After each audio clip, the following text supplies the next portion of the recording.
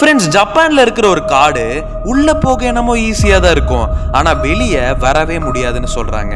ஆமாங்க, இதுதான் அவுகிகாரா ஃபாரஸ்ட், தி சூசைட் ஃபாரஸ்ட்னு சொல்றாங்க. ஜப்பான் பேஸ்ல இருக்கிற ஒரு அடர்த்தியான காடு. உலகத்திலே ரொம்ப மிஸ்டீரியஸ் பிளேஸ் லிஸ்ட்ல இது டாப்ல இருக்கு. இந்த காடுக்கு ஒரு யூனிக் நேச்சர் இருக்கு. ட்ரீஸ் ரொம்ப அடர்த்தியா இருக்கும், சன்லைட் கூட ஃபுல்லா ரீச் ஆகாது. உள்ள போனா ஜிபிஎஸ் காம்பஸ் கூட கன்ஃபியூஸ் ஆயிடும். அவுகிகாராக்கு சி ஆஃப் ட்ரீஸ்னு பேரு வச்சாங்க. பழைய கதைகள்ல இந்த பிளேஸ் பத்தி பல டார்க் ஸ்டோரிஸ் இருக்கு. சைலன்ஸ் ரொம்ப ஹெவியா இருக்கும், விண்ட் சவுண்ட் கூட கேட்காதுன்னு சொல்றாங்க. இந்த காட்டுக்குள்ள ஜாலியா போன நிறைய பேரு திரும்ப வராம இறந்து போயிருக்காங்கன்னு சொல்றாங்க. அத்தாரிட்டிஸ் இப்போ ஸ்ட்ரிக்ட் மானிட்டரிங் பண்றாங்க, வார்னிங் போர்ட்ஸ் வச்சிருக்காங்க, பீப்புள் சேஃப்டிக்கு பேட்ரோல் நடக்குது. இங்க போனவங்க எல்லாம் அடையாளத்துக்காக மரத்துல ரிப்பன் கட்டி வச்சு போனாங்க, ஆனா அதனால எந்த பயனுமே அவங்களுக்கு கிடைக்கல. அதனால இந்த பிளேஸ் ரொம்ப சீரியஸா ட்ரீட் பண்ணுவாங்க.